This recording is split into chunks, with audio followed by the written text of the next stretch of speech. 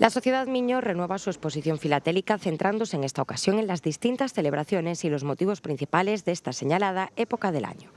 Incluye imágenes de la Semana Santa ourensana como el Santo Cristo o los pasos de la Cofradía de Veracruz de Carballiño. Esta colección que estamos aquí ao autor, vese que los sellos non son de Semana Santa, pero sí as marcas. Todas as marcas son cuños de Semana Santa. E no último cuadro son os sellos que quitou a Sociedade Filatélica Miño, que están dedicadas á Semana Santa. En Ourense está o Santo Cristo, está a colección do Carballiño, a Cofradía de Verín.